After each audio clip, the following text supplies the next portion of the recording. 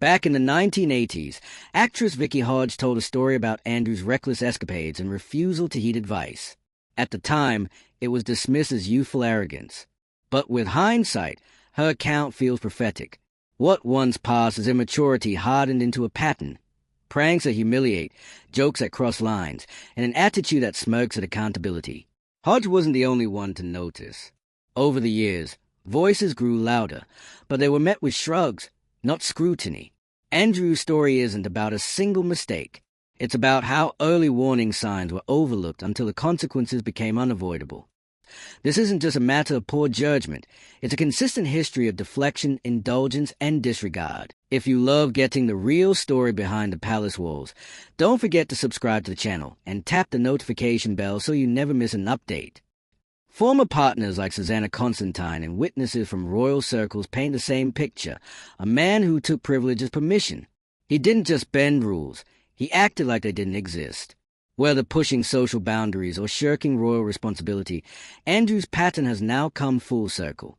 What's left is a record too detailed and too damning to ignore. Let's not sugarcoat it. Andrew Mountbatten Windsor's public image isn't just tarnished. It's in absolute ruins. And the worst part? No one is surprised. Because for decades, the signs were right there. The arrogance, the immaturity, the boundary-pushing behavior that people around him either ignored or excused. But now, with former girlfriends, insiders, and royal observers all weighing in, the full picture has come into focus, and it's not flattering. If you love getting the real story behind the palace walls, don't forget to subscribe to the channel and tap the notification bell so you never miss an update. Susanna Constantine didn't hold back. Her first-hand experience with Andrew wasn't some fleeting, harmless memory of a young royal being cheeky. It was a clear reflection of a man completely out of touch with the world around him. In her own words, he was ignorant, entitled, a man who genuinely believed the world owed him something simply because of who he was. That kind of arrogance doesn't come out of nowhere. It's built, reinforced, protected by the bubble of royal life where real consequences rarely land. And it's not just her. Constantine's assessment lines up seamlessly with what others have said, especially those who knew him in his earlier years. Vicky Hodge, who dated him in the 1980s, offered insights that now seem almost prophetic.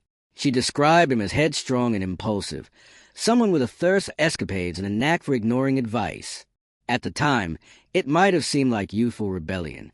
In hindsight, it reads like a preview of the scandals that would eventually consume him. The same behavioral threads run through every account.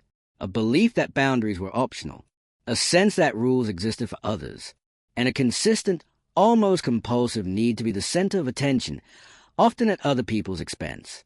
His behavior at social events is one of the most telling pieces of the puzzle. It wasn't just the occasional inappropriate joke or awkward interaction. We're talking about full-blown pranks meant to humiliate others.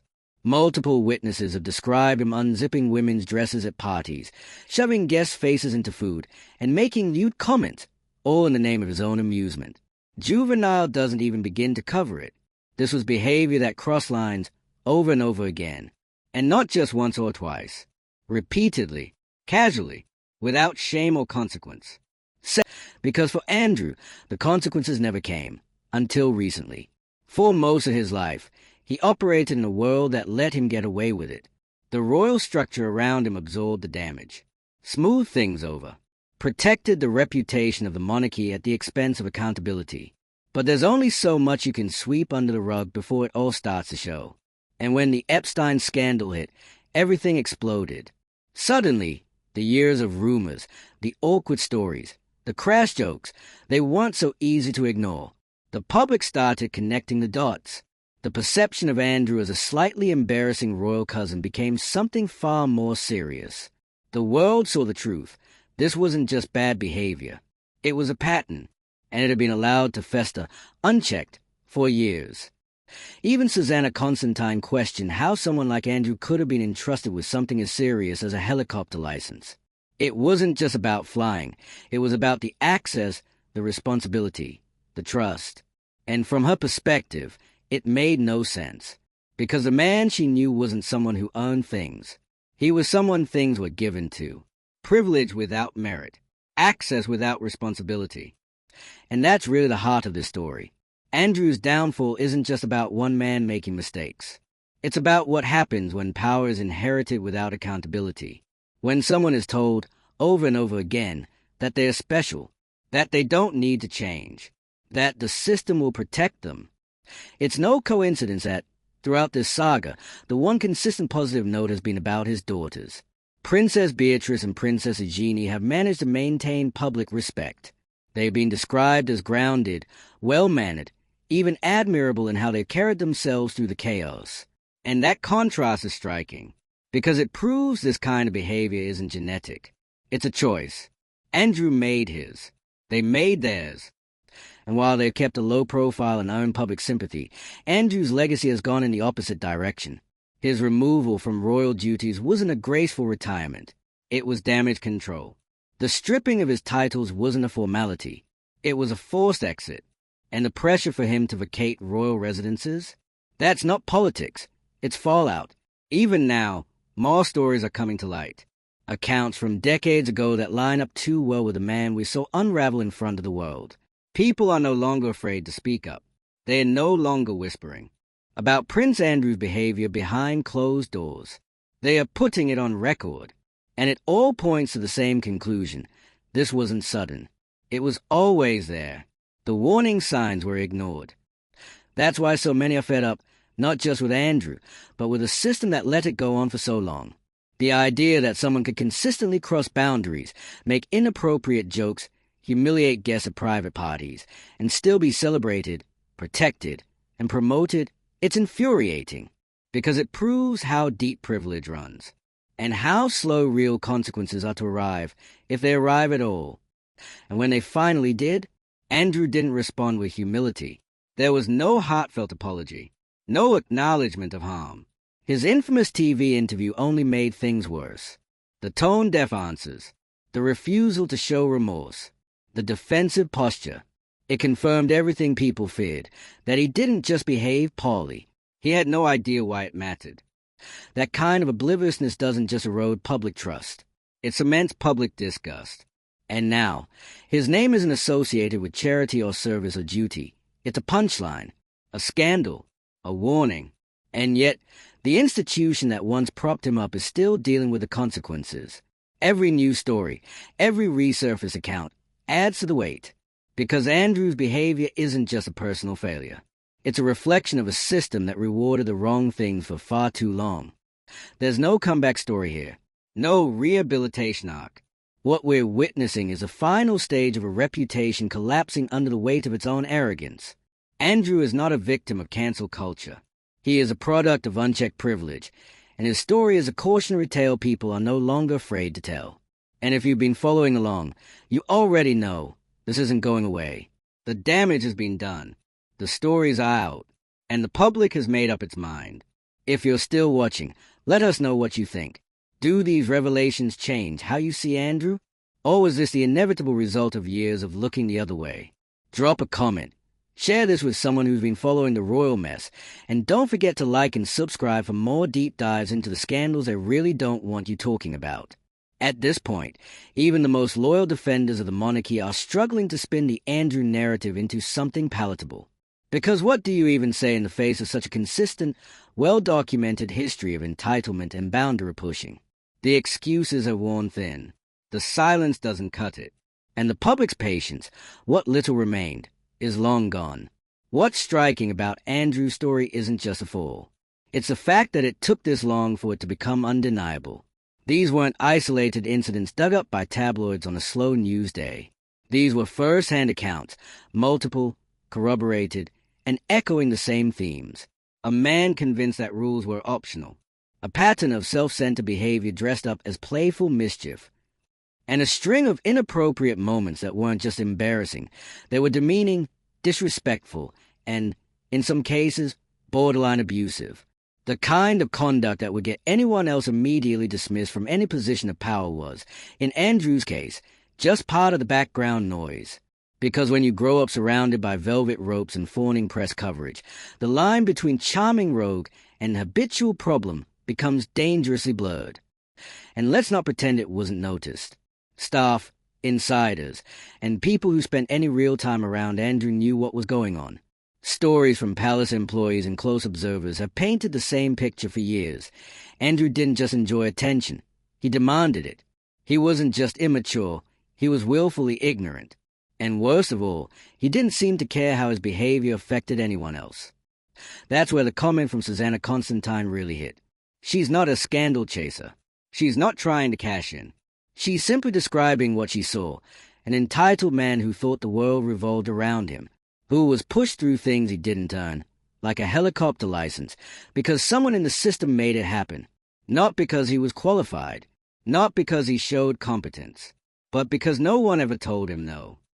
When you take a step back and look at the broader picture, Andrew's downfall stops being shocking. It becomes inevitable. A man raised in privilege, shielded from criticism, encouraged to be cheeky instead of responsible. Of course he spiraled. Of course he made reckless choices. That kind of environment doesn't build character. It builds delusion. And then there's the way he treated women. The stories about unzipping a woman's dress at a party or shoving someone's face into their plate for laughs. These aren't just tone-deaf pranks. They are the actions of someone who sees people as props in his own social theater. Someone so detached from consequence that humiliation becomes entertainment. It's not funny. It's not harmless. It's a power play. And the fact that it was tolerated for so long says more about the culture around him than it does about any one incident. But the culture shifted. And when the Epstein story broke open, the immunity Andrew had always enjoyed evaporated. Suddenly, the world wasn't laughing. Suddenly, people cared. And when Andrew sat down for that catastrophic interview in 2019, everything imploded. You could almost hear a collective gasp from viewers as he fumbled through questions with zero self-awareness. No regret, no empathy, no acknowledgement of the people hurt by his associations. Just a tone-deaf parade of excuses, delivered with the same smug confidence that had protected him for years. It was the ultimate unforced error, and it confirmed what his critics had been saying for decades. Andrew simply didn't get it. He didn't understand the magnitude of what he was involved in.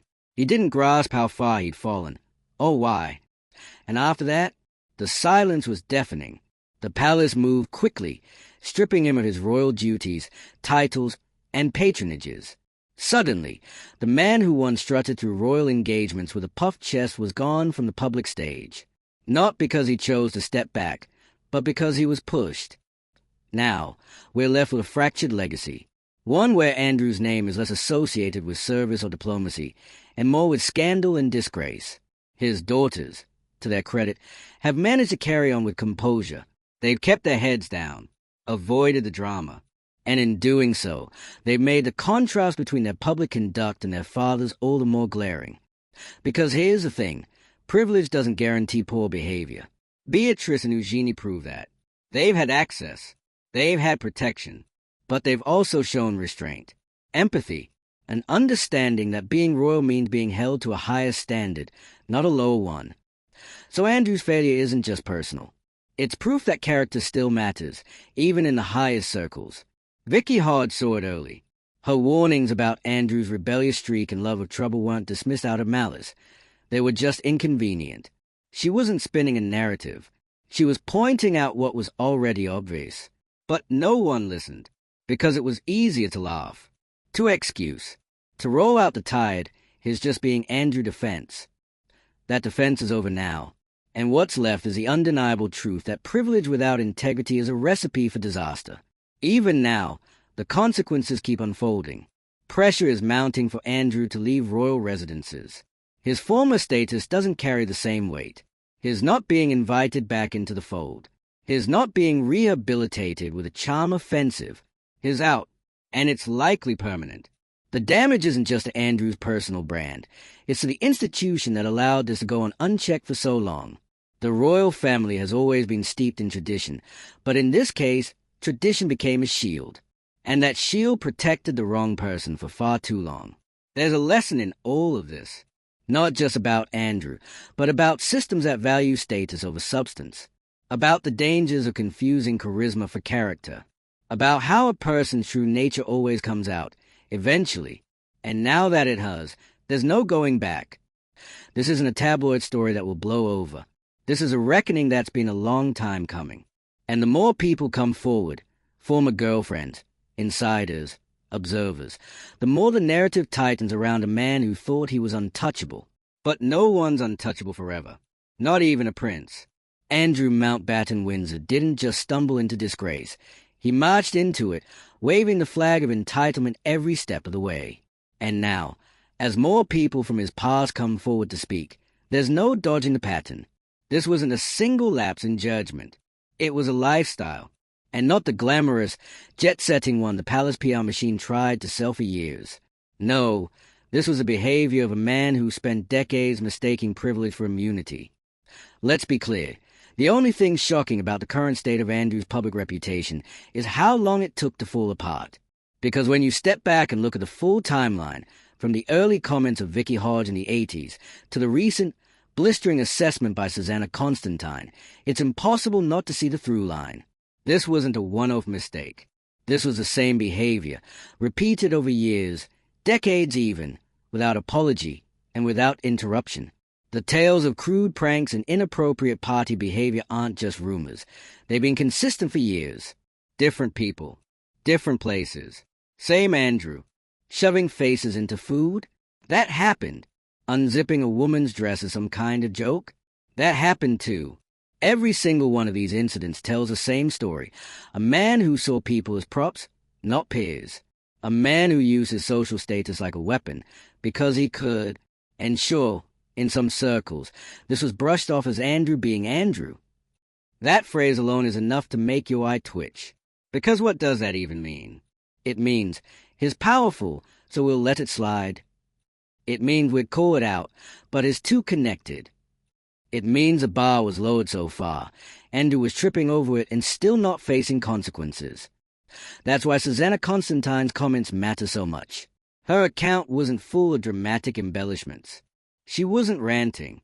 She was calmly explaining that Andrew was, in her experience, ignorant and entitled, that he thought the world owed him something, that he somehow managed to receive things, like a helicopter license, that he never seemed qualified for, not because he earned it, but because the system made room for him. That is what privilege without accountability looks like in real time. Now, contrast that with how the palace has handled other members of the royal family. When someone else even flirts with scandal, there's a swift distancing, a statement, a rebranding of sorts. But with Andrew, there was a long stretch of silence, an almost eerie unwillingness to confront what was becoming more and more public by the day. It wasn't until his disastrous 2019 interview, where he somehow managed to make things exponentially worse, that the institution finally stepped in and started pulling titles, roles, and appearances. But the thing is, by then, it was too late. Public trust was already broken. And more importantly, the public wasn't surprised, because people had been talking. The stories were out there. The warning signs were neon. It just took a scandal of massive proportions to get anyone in power to pay attention. And this wasn't just about poor decisions. It was about character. From the earliest accounts, Andrew showed signs of someone who struggled with maturity, who didn't respond well to being told no, who made inappropriate jokes and doubled down when confronted, who refused to take responsibility for the messes he created. That kind of personality doesn't go away. It just gets better at hiding, until it can't anymore. That's what makes his daughters such an interesting counterpoint, because somehow Beatrice and Eugenie have emerged with their reputations intact. More than intact, they're respected, quiet, grounded. Despite being raised in the same world of privilege, they've demonstrated the kind of grace and restraint their father never seemed capable of. Which just proves the point. This wasn't about circumstance. It was about choices. Andrew's behavior wasn't inevitable. It was deliberate, repeated, protected, and now, finally, exposed. Even his removal from royal life doesn't come with any meaningful acknowledgement on his part. No apology. No real reflection. He's not sitting in a corner quietly learning from his downfall. If anything, reports suggest he still doesn't quite grasp why people are so outraged. That's the most telling detail of all. Because someone who truly understands the weight of their actions doesn't blame the backlash. They take responsibility. And in Andrew's case, that's never happened. Instead, What we've seen is a man gradually erased from the royal front lines, his absence from public events, the silent separation from official duties, the rumors of pressure to vacate royal residences. These aren't subtle gestures. They are clear moves to distance the crown from one of its most controversial figures. And yet, the damage to the monarchy's reputation is already done. Because Andrew's fall isn't just about him. It's about the system that allowed him to keep falling forward, unchecked, that promoted appearance over accountability, that chose silence over truth until it was no longer an option. Every news story from a former partner or insider adds another piece to the puzzle, and the picture they paint is consistent. A man shaped by unchecked privilege, someone who never outgrew his juvenile instincts, who treated women carelessly, so boundaries is optional, and leaned on his last name whenever scrutiny came close. Vicky Hodge's early insights now feel like foreshadowing.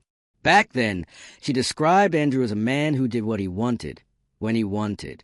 That kind of behavior isn't just immature, it's dangerous in someone with power. And now, decades later, we're seeing the full consequences of a lifetime spent believing rules were for other people. And what makes it all worse is that for so long, the public was expected to play along, to pretend these were just exaggerated stories, that the prince was just being cheeky. But now, with every passing interview, every resurfaced anecdote, that illusion is completely shattered. Andrew's legacy isn't tied to service or dignity. It's tied to disgrace. And while some scandals fade with time, this one is built on too much consistency, too many voices, too many years of the same behavior. It's not a smear campaign. It's a truth that can't be ignored anymore. So here we are, a former senior royal, now sidelined, a man stripped of titles, public trust, and any remaining sense of authority. And all because of behavior that could have been addressed decades ago, but wasn't, because people were too afraid to speak up, because status silenced accountability, because the system was built to protect him. But now, that system is crumbling under its own weight. If you've made it this far, you probably have a lot of thoughts. So drop them below. Do you think the palace should have stepped in sooner? Should Andrew be forced to give up all royal privileges? Let us know in the comments. Hit like if you think the truth should have consequences, and subscribe if you want more breakdowns of scandals, PR disasters, and the massive fallout that comes when power finally gets held to account.